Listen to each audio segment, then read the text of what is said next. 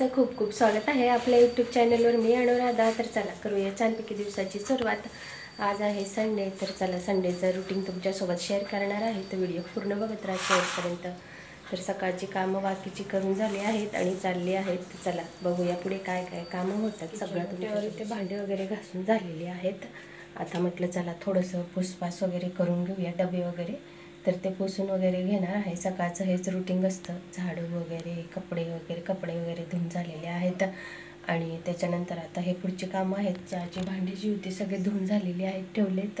म्हटलं चला आता पुढचं रुटीन करते. सगळ्या गृहिणींचं सकाळी रोज हेच काम असणार आहे सगळं, जे मी रुटीन दाखवते. तर चला, पण माझी लाईफस्टाईल कशी आहे हे तुमच्यासोबत मी शेअर करत असते, म्हणून व्हिडिओ पूर्ण बघत राहा शेवटपर्यंत. तर चला कामं करत आहे मी. तर तुम्ही बघितलं चहाची सकाळची जी भांडी होती ती धुवून झाली होती. त्याच्यानंतर म्हटलं थोडंसं आवरून घेऊया. जे भांडे घासलेले असतात, हे बघा कितीही घर साफसफाई केली ना इतकी धूळ उडते, असं सगळं असतं. त्या भांडे लगेच सकाळी अशी धूळ जमलेली असते, तर ती डेलीच असं पुसून घेते. आणि तशी सवयच आहे मला एक नेहमी. जसं टाईम भेटलं, कधीतरीच असं होतं की टाईम नाही भेटला, पण जरी सकाळी टाईम नसेल भेटला तरी इतर दुपारपर्यंत जसं मला टाईम भेटेल एकदा तरी कपडा मी फिरवतच असते भांड्यांवरून. मग तेव्हा कुठे जरा बरं वाटतं की एकदा कपडा असा घेऊन पुसलं की भांडी जरा व्यवस्थित दिसतात. कारण धूळ जमलेली असते, अशी बारीक बारीक झीण जी उडते ह्या दिवसात, उन्हाळ्यामध्ये सगळीकडेच तसं होत असेल. तर म्हणून मला पुसावेच लागतात. आताच घर साफ केलं तर मला माहीतच आहे, तरीसुद्धा लगेचच दुसऱ्या दिवशी इतकी धूळ अशी जमा होती, बारीक बारीक अशी जीन सगळ्या भांड्यांवर. तर ते अशा पद्धतीने असते. कितीही साफ करा, कितीही काही म्हटलं तरी हे काम तर काही चुकणार नाही, हे करावंच लागतं. साफसफाई पुसपास हे करून घ्यावेच लागते डेलीच्या डेली. आणि तशी एक हाताला आपल्या वळण पडलेलं असलं ना तर चांगलं असतं, नसलं तर मग कंटाळा येतो. म्हणून एक सवय पाडून घ्यायची. आणि कोणतंही काम आपल्याला जर सवय नसेल ना तर ते कंटिन्युअसली आपण आठवण करून 21 डेज म्हणजे 21 दिवस ते करायचं, तर आपोआप आपल्या हाताला वळण बसतं. जसं आपल्याला लवकर जाग येत नसेल तर तुम्ही 21 दिवस कंटिन्यू कंप्लीट त्या टायमावर उठा. तुम्हाला कंटाळा कितीही आला तरीही उठा. बघा 21-22 दिवसानंतर तुम्हाला ऑटोमॅटिक जाग येईल आणि तुम्ही उठणार. आणि तसंच कामाचंही असतं, तुम्ही कितीही करा तर ते काम तुमच्या काही होणार म्हणजे होणारच, अशी एक सवय लावली तर म्हणून मला इथे आधीपासूनच सवय आहे, तर मी तेच करून घेते. आणि हे बघा सगळं पुसून घेतलेलं आहे. आणि ह्या ज्या बॉटल आहेत ना काचेच्या, हे सगळ्या धुवून ठेवलेल्या होत्या, तर ते सगळं लावून घ्यायचं आहे.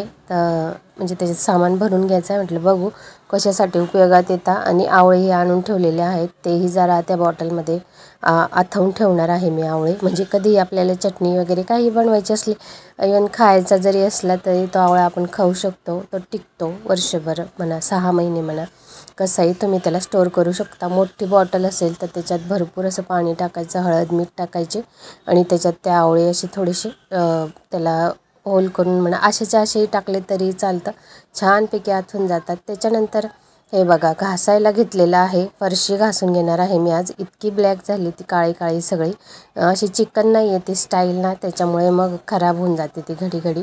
तर हे काम आमचं नेहमीच असतं 15-1 दिवसातून. तर अशा पद्धतीने फरशी वगैरे घासून घेत आहे मी.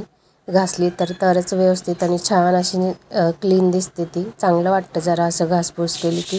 तर आज संडे आहे म्हटलं, पलक आहे थोडं हेल्पला, तर मुली असल्या म्हणजे किती फायदा असतो ना आपला. चला आवाजच येत नव्हता, मला वाटलं मी बोललेलीच आहे, मग आता व्हॉइस ओव्हरच करावा लागतो आहे. फरची घासून झाली आहे. हे बघा किती छान आणि मस्त अशी दिसत आहे. काही आवाज येत होता त्याच्यामुळे आवाजचे हे झालेला आहे बंद. खूप अशी ब्लॅक झाली होती त्याच्यामुळे मग हे बघा इकडे डोरमॅट. आता वॅकेशन लागलं आहे ना, हे बघा हां बघतोय कार्टून. आमचा यश 10th गेला आहे, 10th एक्झाम दिली पण कार्टून काही सोडलं नाही. आवाज बंद कमीसुद्धा करत नाही तो. हे बघा अशा पद्धतीने घासून घेतलेलं आहे आणि छान दिसतंय. आता घासलं ना तर जरा बरं वाटतंय घर.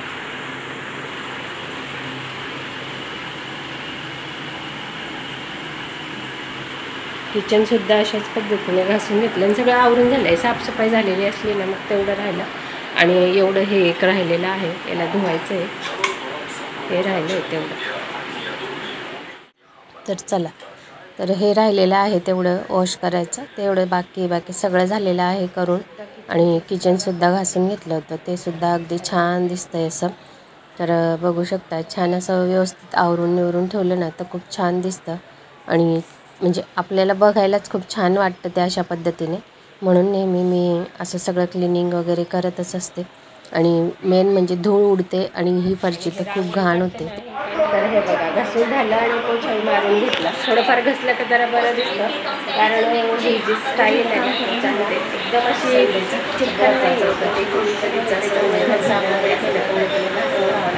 स्टाईल वगैरे जे फरचीला दाखवून खराब दिसतं बसून काढलं झालं एक छान वाटतं आता. जसं आपण आंघोळ करून निघतो ना बाथरूममधून तेव्हा आपल्याला किती फ्रेश वाटतं, तसं घर वगैरे साफ केलं ना तर तेव्हा अगदी फ्रेश असं वाटतं नवीनसारखं. तर बघू तुमचं काय स्वयंपाकाची तयारी करते आता. चला तर मग स्वयंपाकाची तयारी करून घेत आहे. म्हटलं सगळं आवरून झालं आहे आणि थोडं लेट झालेलं आहे, कारण हे सगळी कामं करत करत मेन तर फरची घसरण्यातच टाईम गेलेला आहे सगळा. तर म्हणून म्हटलं 12:30 झालेले आहेत. तर म्हटलं चला फटाफट स्वयंपाक करून घेऊया. मुलांनाही भूक लागली होती. भाकरी वगैरे बनवून घेत आहे. आज रोजचा प्रश्नच असतो की काय बनवायचं, पण म्हटलं चला आज भाकरी आणि छानपैकी अशी शेंगदाण्याची चटणी आज बनवून घेणार आहे. तर तुम्हाला दाखवणारच आहे मी कशा पद्धतीने शेंगदाण्याची चटणी बनवते. तर भाकर बनवून घेत आहे मी इथे. छानपैकी पीठ अगदी असं मळून घेतलेलं आहे आणि त्याला असं पूर्ण आपण रब केलं ना तर भाकर अगदी छान अशी येते. मी म्हणणार नाही की एकदम एकदम खूप म्हणजे अशी छान भाकर असते ना जी गावाकडे सगळ्यांना जमते त्या पद्धतीने नेत, पण भाकर आमच्याकडे कमी होते, कारण कधीतरीच खाणारे असतात. माझ्या सासूबाई आहेत त्या खातात आणि कधी मलाही आवडते भाकर, पण ठराविक भाजींसोबतच आवडते. मुलं वगैरे घरात कोणीही खात नाही भाकर. आमच्याकडे भाकरी म्हणजे नाही बनत, असंच कधीतरीच होते भाकर फक्त. तर म्हणून मग अशा पद्धतीने भाकर मी इथे बनवून घेतलेली आहे. हे बघा, आणि भाकर वगैरे छान झालेली आहे. गॅसवर उलट्या साईडने शेकून घेत आहे मी इथे.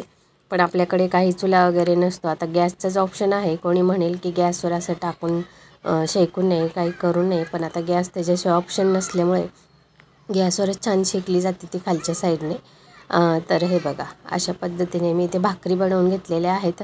2 ते 3च बनवून घेतल्या. मुलांना इथं पास्ता खायचा आहे, ते म्हटले की आम्हाला नको आहे भाकर, मग 2च बनवल्या. म्हटलं चला जाऊ द्या, आणि एक छोटीशी बनवून घेतलेली आहे.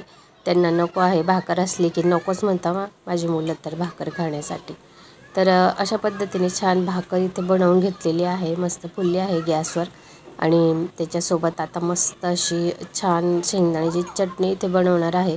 आणि ती शेंगदाण्याची चटणी मला एकदम आठवलं की चला म्हटलं भाजीला काहीच नाही आहे, तुम्हीसुद्धा उन्हाळ्यात भाजीला जर काहीच नसेल ना तर अशा पद्धतीने ती भाजी तुम्ही ट्राय करू शकता. हे बघा भाकर माझी छान झालेली आहे भाकर. तर त्याच्यानंतर एक छोटीशी होती तीही टाकून घेतलेली आहे तव्यावर. आणि क्लिनिंग करायची मला सवयच आहे. जे 1-2 भाकर जरी टाकलं त्यांना मीने तरीसुद्धा थोडंफार पीठ पडतंच, घाण होतेच गॅसवर. तर ते पुसून घेत आहे मी इथे. एक भाकर टाकली तरी मला थोडंसं असं पुसायची सवय आहे. तर आधी तर खूप म्हणजे प्रॉब्लेम व्हायचे. पुसायची सवय आहेच, कधी चटकाही लागायचा गॅसवर काही भाजी वगैरे ठेवलेली असली तर. पण नाही, आता सवय झालेली आहे. काही टाकलं तर मी लगेचच पुसून घेत असते. तर हे बघा कांदा वगैरे कट करून घेतला. कढईमध्ये तेल टाकलं, कांदा टाकून घेतला 2 ते 3 मीडियम साईजचे, आणि छानपैकी परतून घेतलेला आहे. सगळ्यात आधी तर जिरं टाकलं होतं थोडंसं, त्याच्यानंतर परतून घेतला कांदा गुलाबी रंगावर. आणि त्याच्यामध्ये आता लाल मिरची पावडर टाकून घेतलेली आहे. अर्धा चमचा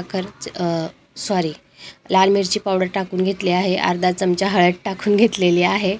असं होतं बोलता कधी. तर लाल मिरची पावडर तुम्हाला जितकी आवडत असेल तिखट किती खाता त्यानुसार टाका. मी ते छोटंसं स्पून आहे माझा, ते 2 चमचे टाकून घेतलेले आहेत. त्याच्यानंतर शेंगदाण्याचं कूट, शेंगदाणे भाजून घेतले होते आणि त्याच्यामध्ये लसूण टाकून मिक्सरमध्ये शेंगदाणे ग्राइंड करून घेतलेले आहे बारीक असे पावडर. त्याची एकदम पावडर पण नाही करायची, थोडंसं ठेवायचं जाडसर असं. नंतर ती टाकून घेतलेली आहे शेंगदाण्याचं पावडर. ते मिक्स करून घ्यायचं आहे, तेलामध्येच टाकायची, म्हणजे जे शेंगदाण्याची पावडर असते ती छान अशी परतून निघते तेलामध्ये. तर कांद्यामध्ये टाकून द्यायची. कांदा छान गुलाबी रंगावर झाल्यावर, आणि थोडंसं अर्धा ग्लास पाणी टाकून घेतलेलं आहे मी, हे बघा. आणि त्याला आता थोडंसं अजून टाकून घेते. मिक्स करून घेतलेलं आहे चांगल्या ह्याच्याने, आणि थोडंसं झाकून द्यायचं आहे. त्याला आता उकळी येईल ना तर ते पूर्ण असं त्याचे छाटे उडता असे मागच्या साईडला सगळं ऑइलीचं होतं. तर हे बघा छान असं तेल सुटतं मग त्याला. अर्धा एक ग्लास पाणी टाकून द्यायचं, झाकून द्यायचं आणि ते पाणी आटतं तोपर्यंत छान असं तेलाचं तवंग सुटतं मस्तपैकी. तर तेल आलेलं आहे वर त्याची तरी. तर तोपर्यंत आपल्याला हे करायचं आहे, मीठ टाकून घेतलं आहे चवीनुसार. आणि तुम्हाला आता किती ग्रेव्ही हवी, त्याची थोडी पातळ हवी की घट्ट हवी, त्यानुसार तुम्ही त्याच्यामध्ये पाणी टाकून घ्यायचं आहे आणि अशा पद्धतीने मिक्स करून घ्यायचं आहे. तर आता थोडीशी त्याला उकळू द्यायचं आहे थोडा वेळ मीडियम फ्लेमवर.